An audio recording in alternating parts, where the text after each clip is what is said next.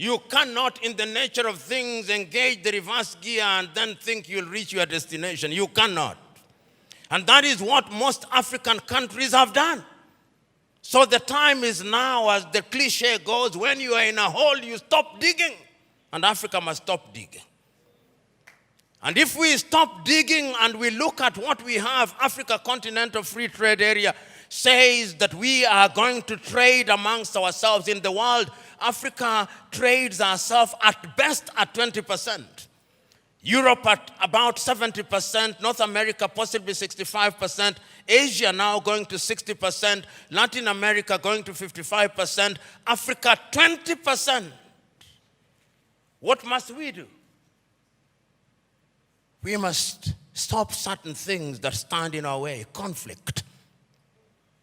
Look at Africa as I speak to you. Look at Sudan. For the last 2 months, there is no economic activity in Sudan. They are destroying what they once built. Even if you wanted to trade, who do you trade with? Generating as at now 2.5 million refugees. I do not hear the voices of African leaders, no. Their silence is eloquent. And when they speak mutedly in sanitized languages, and people are dying. Children who ought to be vaccinated in Sudan are not getting vaccinated. Here in your neighborhood in Cameroon, children have not gone to school for the last many years. Conflict. In northern Mali, the country is divided de facto into two. In the Democratic Republic of Congo, 120 armed groups, yet it is the busiest airspace in the continent of Africa. Minerals are being taken away to Europe and America. Central African Republic, the same. Libya, the same. Several months ago, I wrote to the chair of the African Union and all African heads of states and said, convene a meeting with only one agenda item. What can we do to save Africa from this slide? Only 4 replied. That is the state of the continent of Africa. We must deal with the basic things. We must solve conflict. We must change our governance. Because if we don't deal with the question of governance, we are going nowhere. Africa has become a continent where after every election there is conflict. Because the pursuit of power is a cutthroat competition where throats are actually cut. And when the SMO was here and he consulted the oracles, he discovered that we have a problem in that direction. And that the sooner we resolve that, the safer we will be. Africa can rise and Africa will rise. But it's not going to rise by prayer and fasting. We must pray and fast, but it will not happen. Because the last time I checked, even those of you are believers, when Abraham was taken from Ur of the Chaldeans and given Canaan, it was not on a silver platter. He had to fight the Canaanites. He had to fight the Philistines. That is the nature of divine instruction. Go ye and subdue the world by the sweat of thy brow. The kitchen where they make manna was closed. Manna will no longer come. Because you must now make your manna.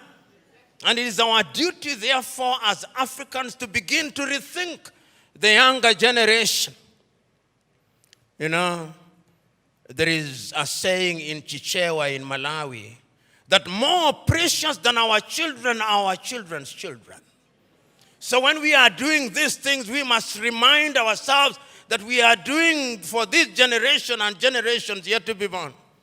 When my good sister was speaking, she started in 1969 about the education. We were alive. Then you came to the year 2023 and we are alive. But when you came to the year 2077, knowing as we do that we are not immortal, we shall be assumed into heaven. Some of you who will be alive, you will be old and possibly stupid and not very useful to anybody. This is why we say it is intergenerational. So, brethren,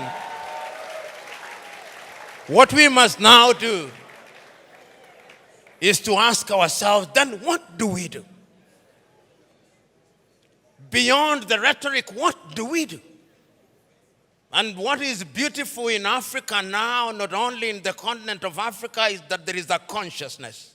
You know, I'm in a church setting, and sometimes it is good to remind you, for those of you who believe and believe rightly, even in the Bible, sometimes those who are saying the right things think that they are the only ones, thinking in silo.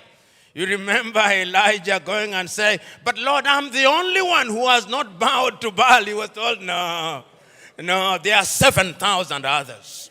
And as I travel across Africa, there are 7,000 others. Today I've seen many of them. Today I've had the honor and privilege of listening to many of them. One enlightened more than the other.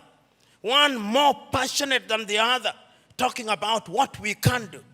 And talking about the place of Nigeria in that space. Times without number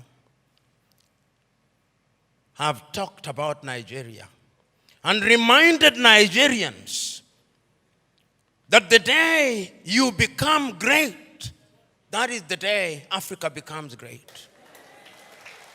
When I hear in Nigeria, economists and politicians telling me that the GDP of Nigeria is 500 billion United States dollars, and that therefore it is the biggest economy in the world. I am reminded of the words of Yoweri Kaguta Museveni, my friend, when he says, in a debate between dwarfs, what is the value of one dwarf saying, I'm taller than the other dwarfs?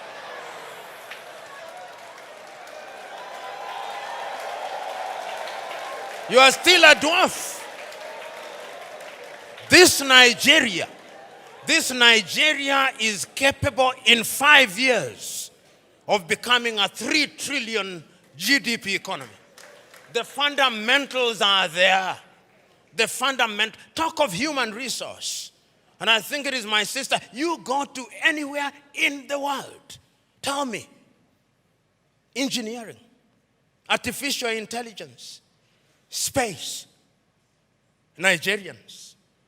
The saying goes, if you go to any part of the world and you do not find a Nigerian, run away from there.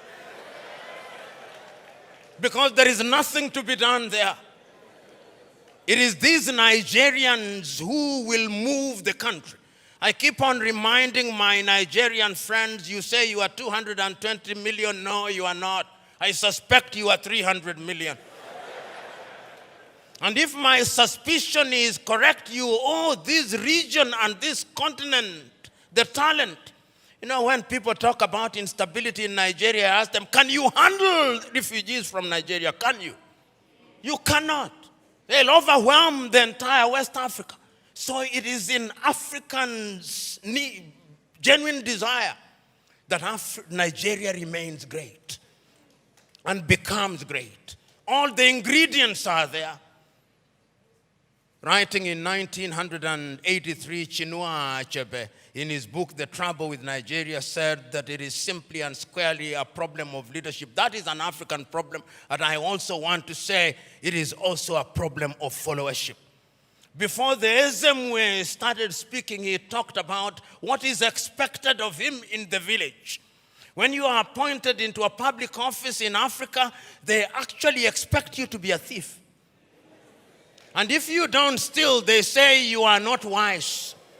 So in the minds of many people in Africa, Abuja and Lagos are hunting grounds where they send their sons and daughters to take antelopes, which they share in the village. That thinking must change, because service for humanity is what we must look at.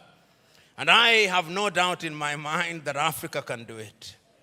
When I look at Africa and I look at Nigeria I see an Africa that is capable of rising because our sons and daughters now present in the continent and even in the diaspora. You go and see the Africans in the diaspora, whether they are in Antigua and Barbuda, and my good friend here, the ambassador of Antigua and Barbuda, Wallace Williams, Trinidad and Tobago, will agree with me in that regard. You go to St. Vincent's and Grenadines, you go to Jamaica, everybody now wants to come and invest in Africa. But we must make the circumstances right. So we must improve our politics. We must make our laws enabling. We must improve our agriculture. We must improve our health. We must improve our education system. We must improve the quality of the environment so that we stop our young men and women dying in the Mediterranean Sea, dying off the coast of Dhaka, going into modern day slavery in Saudi Arabia, in that part of the world. It can be done. We have seen it done during our lifetime. We have seen South Korea do it. We have seen China do it. We are seeing India do it. We can see Indonesia doing it. We have seen Vietnam after the war doing it. And within the continent of Africa, there are other examples. We have seen Rwanda rise like a phoenix during our lifetime. We have seen Botswana do it. We have seen Cabo Verde do it. We have seen Mauritius doing it. It can be done. And if we agree that it can be done, what we must now do is to take a solemn vow. And that solemn vow must come from these words spoken by Julius Kambarage Nyerere on the 6th day of March 1997 in Accra, Ghana, when he was called upon to be the guest on the 40th anniversary of Ghana's independence. This is what he said, and I say this, then I shut up and sit down. Mwalimu said, when Kwame Nkrumah told us in 1963 that we ought to unite, we agreed with him. And we did not for one moment believe that unity in and of itself will solve our problems. What we believe that unity will make our voices as Africans to be respected, because the rest of the world is not bothered about our Ghanaianness or our Tanzanianness. He did not say this, but I'm adding, but our Nigerianness or Ugandanness. The rest of the world only knows about Africa. The time is now. Our generation fought the colonialists and brought what we thought was independence, but they gave us the crown without the jewels.